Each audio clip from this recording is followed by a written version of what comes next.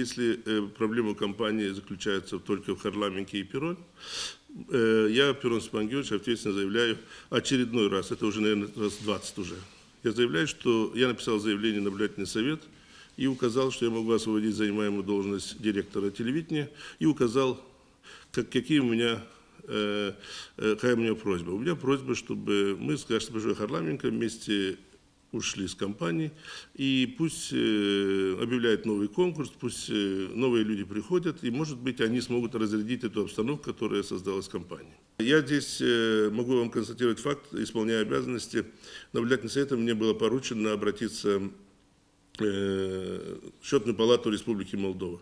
Я лично встречался с господином Урикяном, который меня заверил, что обязательно мы вашу компанию проверим, а через 2 недели его заместитель мне направил письмо, в котором указал, что, извините, у нас нет времени этим заниматься. То есть я так понял, что государство абсолютно безразлично, куда выходят деньги. Понимаете? И сегодня, когда господин Харламенко заявляет, что мы там через Счетную палату Молдовы проведем проверку, то мне кажется, это какой-то заказ.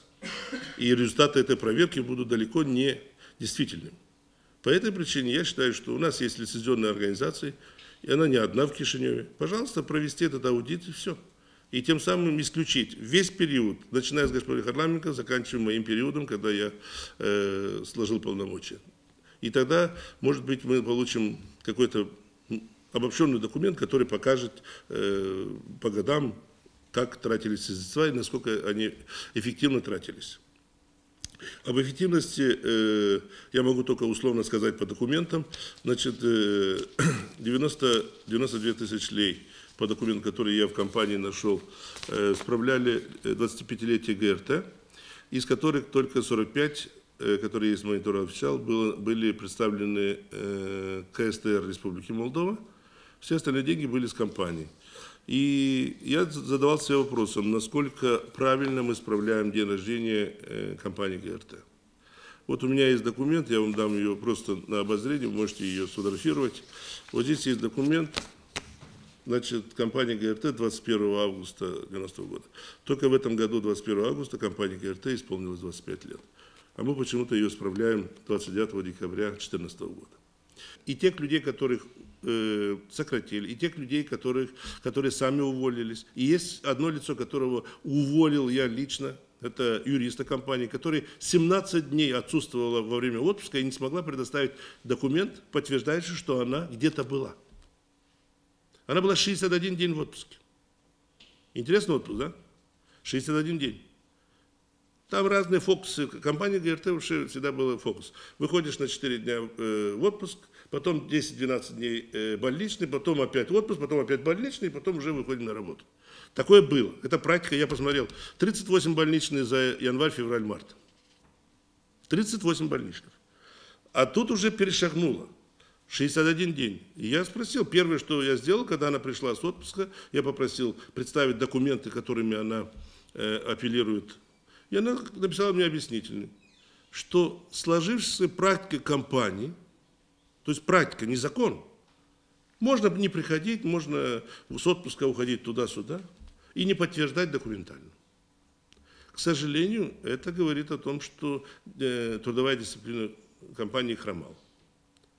Более того, понимаете, человек обращается в судебную инстанцию с требованием его вернуть на работу. И госпожа Харламенко приходит в суд и говорит, я удовлетворяю иск, да, я согласна с этим.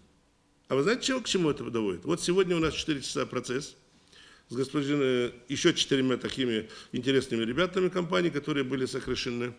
И один из них самовольно ушла, вот господин Малаки, сама написала заявление, ушла. Ее никто абсолютно не принуждал. Вот они обратились в судебную инстанцию под разным предлогом. Но суммы, которые они просят, могут нагреть компанию ГРТ еще на 200 тысяч. И тогда я хочу спросить, а в ноябре месяце где мы возьмем зарплату людям? То есть люди сделали бизнес из этого. И господин Харламенко идет в суд и говорит, да, я признаю, да, я согласна. Потому что она сегодня считает себя исполняющим обязанности. Точнее, председателем компании.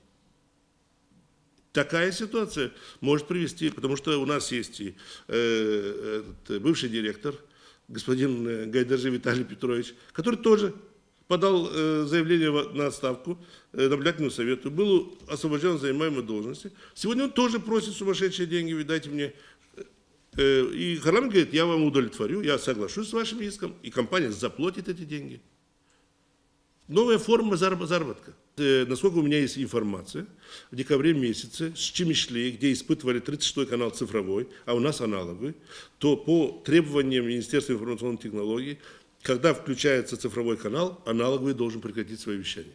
И в декабре месяце он будет установлен в Камраде в цифровом формате. Но один парадокс присутствует.